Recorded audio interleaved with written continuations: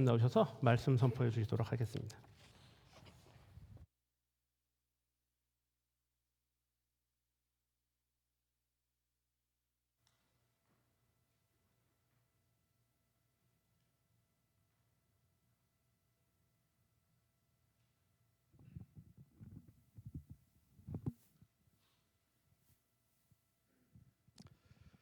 오늘 우리에게 주시는 하나님의 말씀을 봉독하겠습니다. 사도행전 15장 35절에서 41절 말씀 되겠습니다. 사도행전 15장 35절에서 41절 말씀을 우리 다 같이 한 목소리로 봉독하겠습니다. 35절 시작. 바울과 바나바는 안디옥에서 유하며 수도한 다른 사람들과 함께 주의 말씀을 가르치며 전파니라. 며칠 후에 바울이 바나바더러 말하되 우리가 주의 말씀을 전한 각 성으로 다시 가서 형제들이 어떠한가 방문하고자 하고, 바나바는 마가라 하는 요한을 데리고 가고자 하나 바울은 밤빌라에서 자기들을 떠나 함께 일하러 가지 아니한 자를 데리고 가는 것이 옳지 않다 하여 서로 심히 다투어 피차 갈라서니, 바나바는 마가를 데리고 배 타고 구브로로 가고 바울은 실라를 택한 후에 형제들에게 주의 은혜의 부탁함을 받고 떠나 수리아와 길리기아로 다니며 교회들을 경고하게 하니라. 아멘. 할렐루야. 오늘은 5월 둘째 주일, 어머니 주일입니다. 어머니 주일. 오늘은 우리 어머님들이 위로와 힘을 얻는 날이 되기를 바랍니다.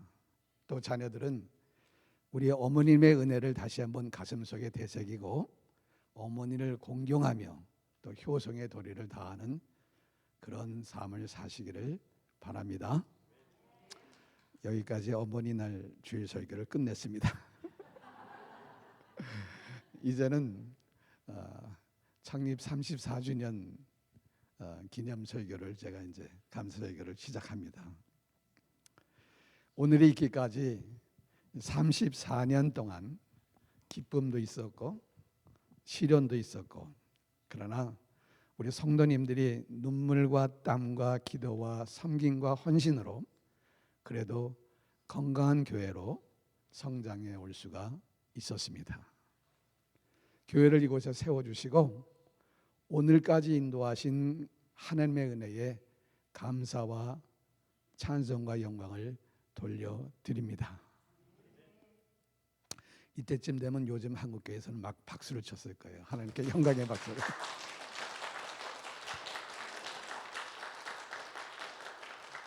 그리고 무엇보다도 충성된 헌신으로 교회를 섬겨오신 우리 성도님들께 다시 한번 이 자리를 비롯해서 진심으로 감사를 드리고 싶습니다. 다시 한번 우리 성도님들을 위해서 박수 한번, 감사의 박수를 드리겠습니다.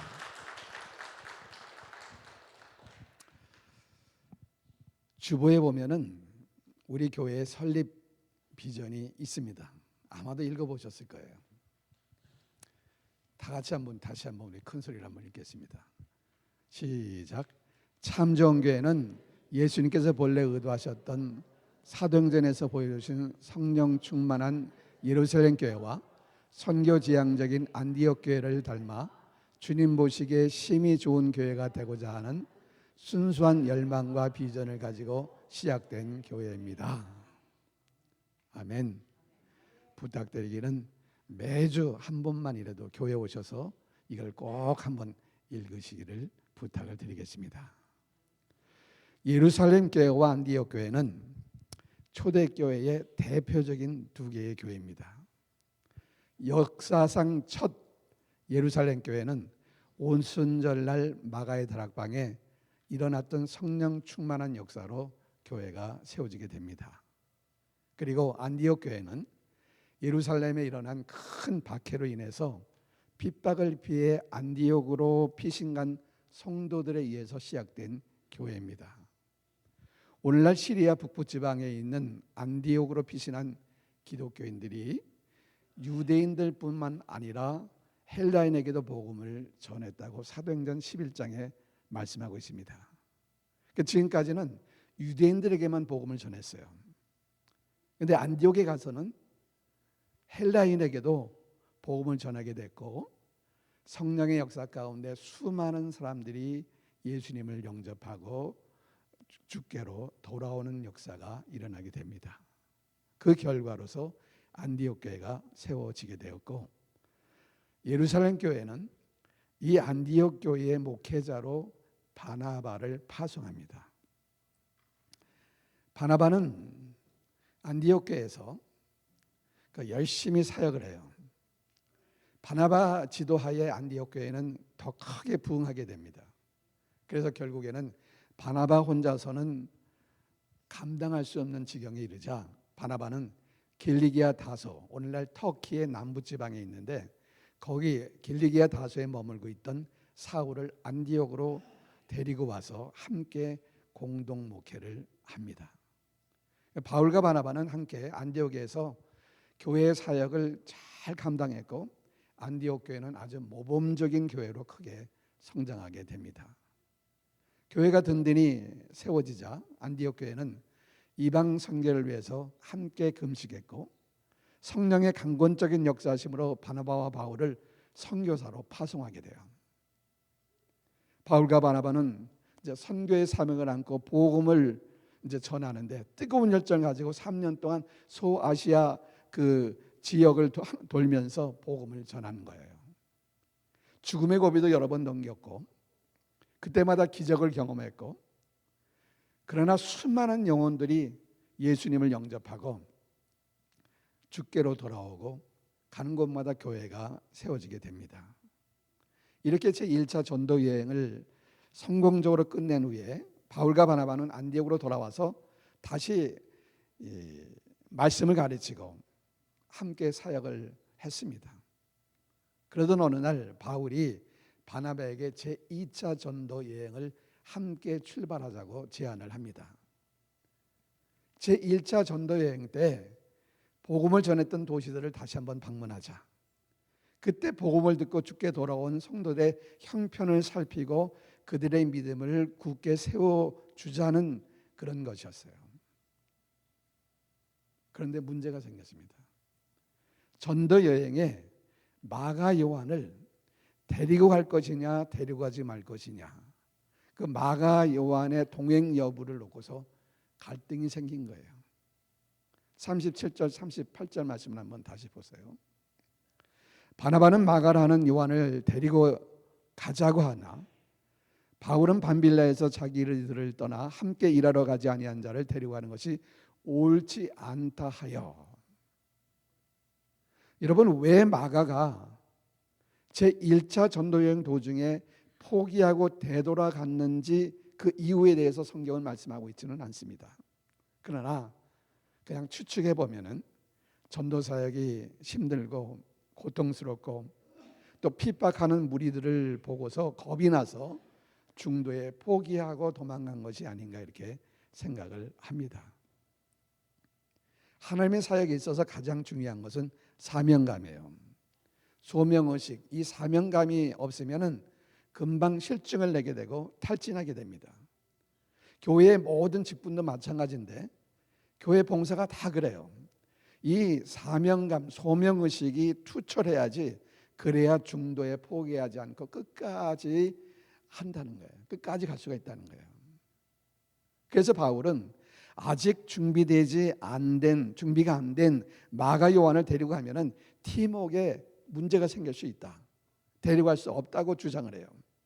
그런데 바나바는 마가 요한에게 다시 한번 기회를 주자, 데리고 가자고 강력하게 주장을 합니다. 여러분, 마가 요한을 데리고 가는 것이 옳습니까? 데리고 가지 않는 것이 옳습니까?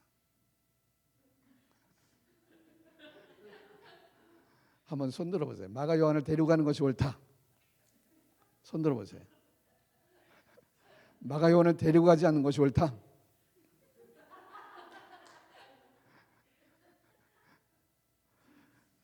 데리고 가든지 말든지 나는 상관없다가 아주 제일 많아요. 여러분, 대부분 갈등하게 되면은 이 세 가지로 나눠져요. 세 가지로. 갈라져요. 대부분 갈등의 원인은 성격 차이, 생각의 차이에서 발생하는데, 성격이라는 것이 뭐냐면 각자의 생활 양식과 가치관에 따라 달라요. 다 독특하게 달라요. 그런데 이런 차이를 서로가 이해하지 못하면 갈등이 발생하게 되는 거예요. 결혼 생활도 마찬가지 아닙니까? 바울과 바나바 역시 성격이 달랐어요. 생각도 달랐어요. 조금 자세히 얘기한다면 바울은 일 중심의 가치관을 가진 사람이에요. 바나바는 사람 중심의 가치관을 가진 사람입니다. 일 중심의 가치관을 가진 사람은 모든 일에 있어서 결과를 아주 굉장히 중요시하게 생각해요. 그래서 바울은 전도 여행 중에 방해가 될 수 있는, 그래서 그 전도 여행을 잘 수행하기 위해서는, 더 좋은 결과를 얻기 위해서는 준비가 안 된 마가 요한을 데리고 가는 것이 옳지 않다고 주장을 한 거예요. 그러나 사람 중심의 가치관을 가진 사람들은 과정을 굉장히 중요시하는데, 그래서 바나바는 일의 결과보다는 마가 요한을 데리고 가서 전도자로 훈련시키는 것이 중요하다고 생각한 거예요. 이해하기 쉽게 등산을 예로 든다면 일 중심의 가치관을 가진 사람은 반드시 정상에 올라가야 돼요. 힘들어도 끝까지 올라가서 정상에 가서 밥을 먹어야 돼요. 그런데 사람 중심의 가치관을 가진 사람은 꼭 정상까지 올라갈 필요가 없어요. 힘들면 거기서 쉬고 거기서 먹고 내려오면 되는 거예요. 이 두 가지 중에 어느 것이 맞고 어느 것이 틀리다? 아닙니다. 둘 다 중요합니다. 둘 다 중요해요. 그런데 하나님의 일을 할 적에도 얼마든지 서로의 의견 차이로 인해서 갈등을 일으킬 수 있다는 거예요. 그러나 정말 기도하면서 논리적인 대화를 통해서 지혜롭게 합의점을 도출해야 돼요. 그런데 바울과 바나바는 끝내 서로 의견을 절충하지 못하고 서로 각각 독자적인 선교팀을 구성해서 출발하는데, 여기에서 오늘 우리가 배워야 될 교훈이 몇 가지가 있어요. 생각해 보니까 굉장히 많던데 그냥 몇 가지만 제가 추렸습니다. 첫째는 인간이 모이면은 갈등이 생길 수밖에 없다는 사실을 인정해야 합니다. 인간이 만나면 갈등할 수밖에 없어요. 부부 사이에도 갈등하고 부모와 자녀 사이에도 갈등이 있고 친구와 갈등할 때도 있고 교회 안에서도 갈등이 있을 수가 있습니다. 바나바와 바울은 어떤 사람이에요? 안디옥교에서 함께 목회했고 함께 전도 여행을 다녀왔고 누구보다도 서로를 잘 알고 아주 절친한 사람들이에요. 더군다나 사도행전 11장 24절에 보면은 바나바에 대해서 이렇게 얘기해요. 착한 사람이다. 아주 착한 사람. 성령과 믿음이 충만한 사람이다. 이렇게까지 표현한 거 보면 정말 놀랍지 않습니까? 한마디로 말해서 바나바는 하나님으로부터 인정받고 사람들로부터 존경받는 신실한 믿음의 사람이었어요. 그런데 바울 역시 더 설명이 필요 없잖아요. 성령 충만한 신실한 일꾼이 바울 아닙니까? 그런데 그렇게 성령 충만한 신실한 사람들에게도 의견 차이로 인해서 갈등과 다툼이 일어날 수 있다는 것이에요. 교회 안에서 제일 어려운 것이 바로 이 성격과 기질이 맞지 않는 사람들끼리 충돌, 갈등입니다. 뭐 조용한 사람이 있고 활동적인 사람이 있잖아요. 얌전한 사람이 있고 막 외향적인 사람이 있잖아요. 그 찬송 부를 적에도 그 표시가 다 나고요. 기도할 적에도 그 표가 다 나타납니다. 조용한 것을 좋아하는 사람이 있고 시끄러운 것을 좋아하는 사람이 있고 정서적 차이가 다 달라요. 시원시원하게 말하는 것을 좋아하는 사람이 있고 아주 신중하게 말하는 것을 좋아하는 사람이 있습니다. 이런 여러 가지 차이 때문에 이 상대적 취향 때문에 이 기질 문제 때문에 서로 비판하고 정죄하고 다투어서는 절대 안 됩니다. 그것은 선이냐 악이냐의 문제가 아니고 서로 취향과 기질이 다르기 때문입니다. 그러니까 이 문화적 차이, 뭐 성격적 차이, 기질적 차이, 뭐 지식적 차이, 이런 것들은 서로가 이해해주고 다 수용해주고 품을 수 있어야 돼요. 바울과 바나바의 갈등의 본질적 이유가 뭐냐? 이것은 견해의 차이 아닙니까? 기질의 차이 아닙니까? 하나님에 대해서, 뭐 예수님에 대해서 무슨 신학적 논쟁이 아니에요. 진리가 달라서, 목표가 달라서 싸운 것이 아니라 그것을 이루고자 하는 그 방법이 틀렸다는 거예요. 달랐다는 거예요. 틀렸다는 말은 틀린 겁니다. 달랐던 거예요. 달랐어요. 두 번째로 생각해 볼 것은 하나님의 일을 할 적에도 이견이 있을 수 있다는 것을 인정해야 됩니다. 무슨 말입니까? 우리가 주님의 일을 할 적에 다 그냥 은혜스럽게 그냥 다 그냥 되는 게 아니에요. 갈등이 일어날 수 있어요. 왜? 성격이 달라요. 기질이 달라요. 또 문화적 살아온 배경이 달라요. 그러니까 다르게 생각하고 다르게 해석하기 때문에 얼마든지 다른 이견이 있을 수 있다는 거예요.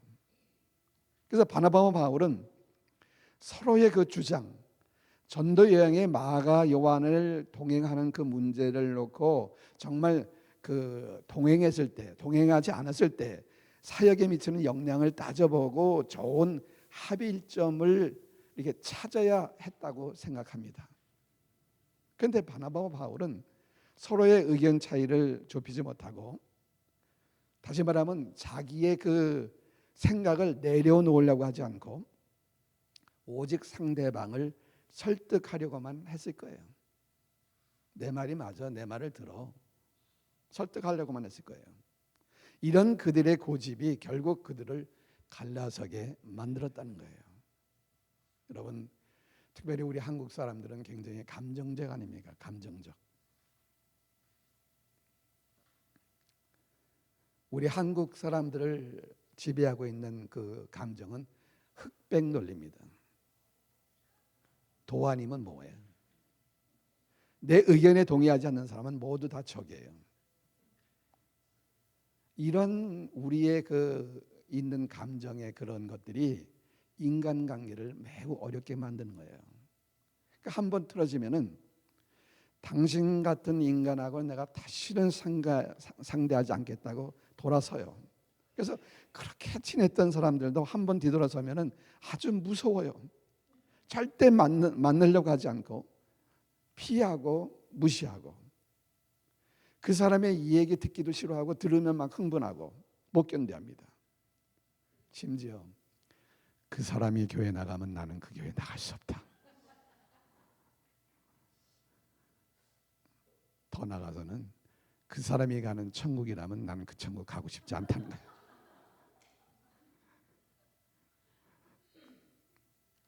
그리고 하던 일도, 봉사하던 일도 다 그냥 내려놔요. 중단해버려요. 교회에 나오는 신앙생활까지도 중단해버리는 경우가 있어요. 자기의 그 사소한 감정 때문에 자기의 신앙에 큰 해를 끼치고 하나님의 교회를 결정적 위기로 몰아가는 경우가 얼마나 많이 있는지 몰라요. 그렇게 되면은 마귀가 좋아하겠습니까? 하나님이 좋아하겠습니까? 근데 마귀가 좋아하는 그러한 실수를 우리가 너무나도 쉽게 저지르고 있다는 거예요. 소위 세상 사람들은 이렇게 얘기해요. 왜 세상 사람들은 술 한잔하면 다 화해가 되는데 교회 다니는 사람은 한 번 싸우면 결코 왜 화해가 안 되냐? 왜 그런 얘기를 세상 사람부터 들어야 합니까, 우리가?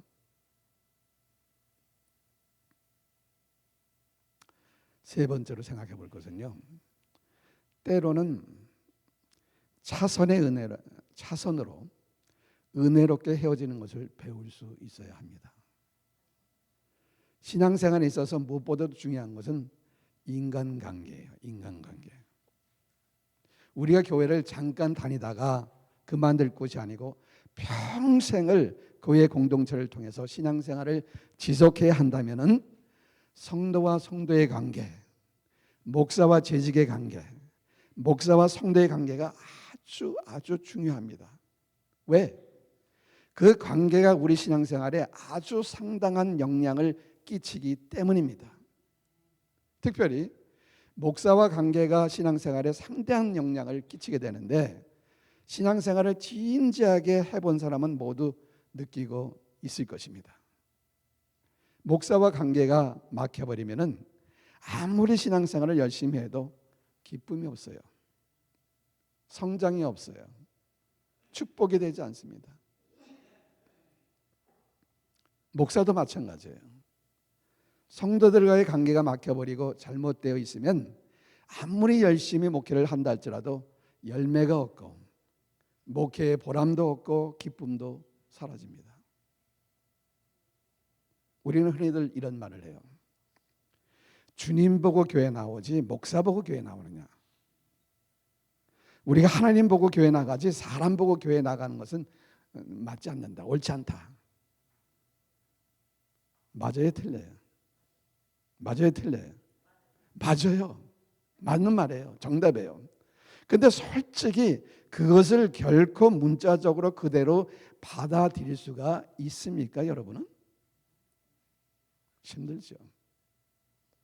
바울과 바나바는 서로의 견해 차이를 인식하고 함께 하나의 팀으로 가는 것이 불가능하다고 생각하고 서로 갈라져서 사역하기로 결정을 합니다.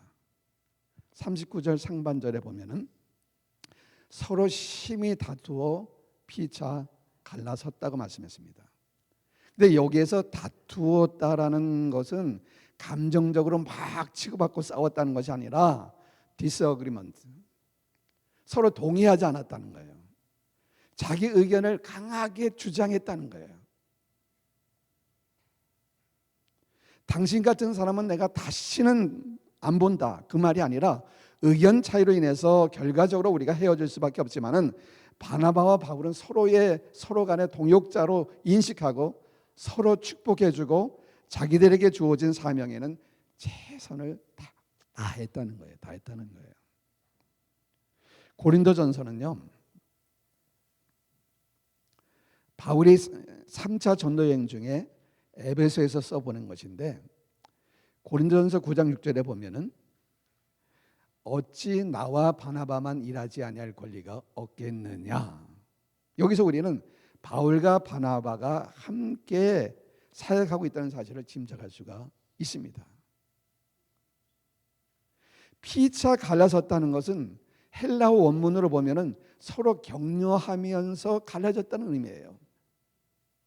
다시는 너 두고 안 보겠다는 말이 아니에요. 격려하면서 갈라졌다는 거예요. 그래서 나중에 성경은 함께하고 있는 모습을 여기서 볼 수가 있어요. 갈등 속에 함께할 수 없었어요. 그렇다고 그들은 복음을 전하는 일까지 포기하지 않았다는 거예요.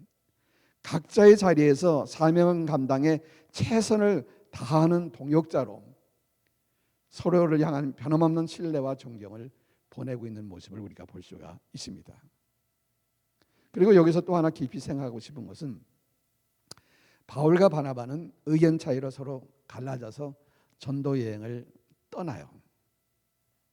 그런데 똑같은 곳으로 가서 서로 자기들이 옳다고 주장하고 거기서 싸우지 않았다는 거예요. 다투지 않았다는 거예요. 사실 그들은 같은 장소로 이렇게 갈 수도 있었을 거예요. 왜냐하면 바울과 바나바가 제2차 전도 여행을 계획하면서 제1차 전도 여행 시에 세워진 교회들을 다시 방문하고 격려하자고 계획했기 때문에요. 그렇기 때문에 바나바의 목표도 바울의 목표도 그 같은 도시를 방문하는 거기 때문에 사도행전 15장 36절 보세요. 며칠 후에 바울이 바나바더러 말하되 우리가 주의 말씀을 전한 각성으로 어떻게 다시 가서 형제들이 어떠한가를 방문하고자 하고, 그러니까 다시 가서, 그러니까 바나바도 바울도 똑같은 장소로 갈 수가 있었어요. 그런데 생각해 보세요. 만약 그들이 똑같은 장소에 가서 서로 자신의 결정이 옳다고 주장하고 거기에서도 다투었다면은 전도가 되었겠습니까? 복음이 전해질 수 있었겠습니까? 문제가 심각했을 거예요. 그러나 그들은 서로 다른 길로 전도여행을 떠난 거예요.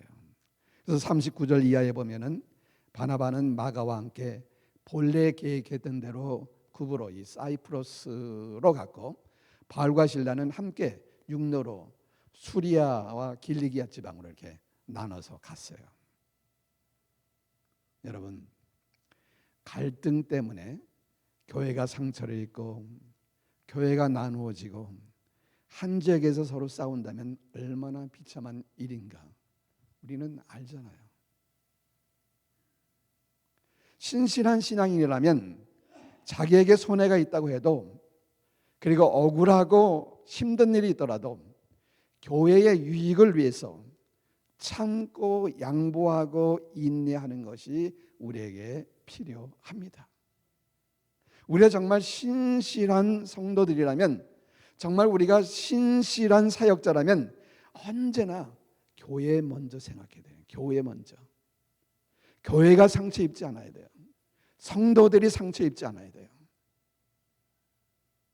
교회 먼저 생각해야 됩니다. 네 번째로 바울과 바나바가 갈라서게 된 원인이었던 그 마가는 나중에 어떻게 됐는가? 바울에게 있어서 꼭 필요한 동역자가 됐다는 거예요. 빌레몬서는 바울이 로마 감옥에 갇혔을 때에 기록한 옥중서신인데 24절에 보면 옛날 말이 생각나요. 빌립보서 24절 찾으다 그러니까 몇 장이요? 라고 물어봐. 근데 빌레몬서는 한 장. 그래서 빌레몬서 24절에 보면 마가를 가리켜서 바울이 뭐라고 얘기하냐면 나의 동역자라고 말해요. 마가는 바울과 함께 로마에서 사역하고 있었다는 거예요. 골로새서 4장 10절에도 보면은 바울과 마가는 같이 사역하고 있다는 사실을 기록하고 있어요. 디모데후서는 바울의 마지막 서신인데, 근데 디모데후서 4장 11절에 보면은 바울은 디모데에게 아주 부탁을 해요. 뭐라고요? 시작. 내가 올 때에 마가를 데리고 오라. 그가 나의 일에 유익하니라. 그랬어요. 한때 바울은 마가를 내 사역에 방해되는 불필요한 존재로 생각했어요. 근데 이제 바울에게 있어서 마가는 어떤 사람? 꼭 필요한 사람. 바울의 사역에 있어서 아주 유익한 사람이라고 여기 말씀하고 있어요. 바울에게 있어서 마가는 죽음을 눈앞에 두고 힘들고 외로운 시기에 함께 있고 싶은 꼭 필요한 사람이었다는 거예요. 그런데 여러분, 마가가 하나님 나라의 이런 유익한 사역자가 될 수 있도록 훈련하고 세워진 인물이 누구예요? 만약 바울이 마가는 안 된다 이렇게 얘기했을 적에 바나바도 바울처럼 마가는 안 된다고 내쳐버렸다면 바울의 사역에 있어서 유익한 마가는 있을 수 없었을 것입니다. 바나바는 다른 사람의 그 약점, 실수, 고통, 그래서 이해하고 감싸주는 사람이었어요. 끝까지 포기하지 않고 마가를 선교 여행에 동참시켜서 마가를 훈련시키고 양육했던 거예요. 그 결과 마가는 자신의 그 약점, 그 실수를 극복해요. 그리고 하나님 나라에 꼭 필요한 유익한 사람이 된 거예요. 여기까지 이렇게 말하면은 그러면 바나바가 옳았고 바울은 틀렸습니까? 그건 아닙니다. 바울은요, 사람보다 일을 더 중요시 생각하는 사람이라고 그랬잖아요. 그래서 바나바와 헤어질지라도 마가의 동행을 거부했던 거예요. 그것은 마가를 다시 안 보겠다는 것이 아니라, 다시는 안 보겠다는 것이 아니라, 그렇게 단호하게 내침으로써 인해서 하나님 일에 무책임했던 그 마가가 도전을 받아요. 자극을 받아요. 그리고 하나님 일에 책임 있는 일꾼으로 성장할 수 있었던 것입니다. 바울은 그때를 기다린 거예요. 그렇기 때문에 나중에 바울은 마가를 불러서 동역자로 함께 사역했던 거예요. 사랑하는 여러분, 어제는 정말 참 힘들고 슬펐던 하루였습니다. 교회 생활을 하다 보면은 서로 의견 차이는 당연하게 있을 수 있어요. 서로 얼굴이 빨개질 정도로 논쟁을 할 수도 있어요. 그러나 회의하는 장소에서만 논쟁해야 됩니다. 밖에 나가서까지 논쟁해서는 안 됩니다. 어떤 경우에도 화를 내서는 안 됩니다. 소리를 높여서는 절대 안 됩니다. 우리는 서로 다름을 인정해야 돼요. 다름을 틀린 거라고 얘기하지 말고 다름을 이해하려고 노력하고 다름도 존중해야 돼요. 다른 것을 틀렸다고 말해서는 안 된다는 거예요. 나와 다른 정서를 좀 더 이해하고 관대해야 돼요. 다른 정서에 대해서. 이런 말이 있어요. 미련한 사람은 나와 비슷한 사람만 좋아하고 나와 다른 사람은 배척한다.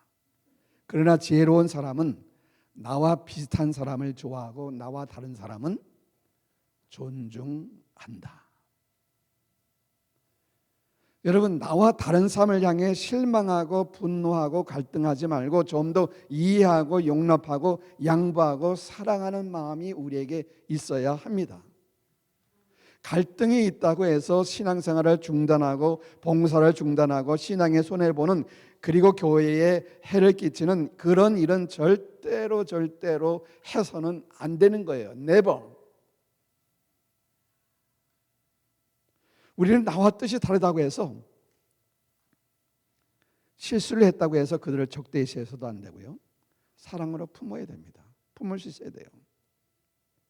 우리가 상대와 설전을 벌이게 된다면 그 다른 주장을 통해서 하나님의 뜻을 깨닫고 격려해 주기 위함이어야 돼요. 누군가를 꾸짖어야 하는 상황이라면 그를 정죄하는 것이 아니라 하나님의 뜻에 의한 선한 자극을 주기 위함이어야 돼요. 그러나 정말로 안타깝지만은 끝까지 마음을 함께 할 수 없다면 그럴지라도 교회가 상처를 입지 않도록 해야 합니다. 이번에 있는 그 갈등을 중재하고 해결하기 위해서 우리 감독님이 바쁘신 가운데도 시간을 내서 오셨는데 정말 감독님 뵐 때 너무 죄송스러워요. 기쁜 일로 모셔야 하는데. 여러분, 어떤 결과가 나온다 할지라도 그 결과에 순복하십시다. 아멘. 여러분, 상한 마음, 분노하는 마음, 미워하는 마음은 다 내려놓으세요. 온유한 마음, 겸손한 마음, 사랑의 마음으로 나보다 남을 더 낮게 여기고 이제는 서로 격려하고 존중하시기 바랍니다. 간절히 바라기는 주님께서 우리에게 맡기신 사명에 충성을 다하고 마지막 날 우리 다 함께, 여기 있는 우리 한 명도 나고자 없이 우리 다 함께 주 앞에 서기를 소망합니다.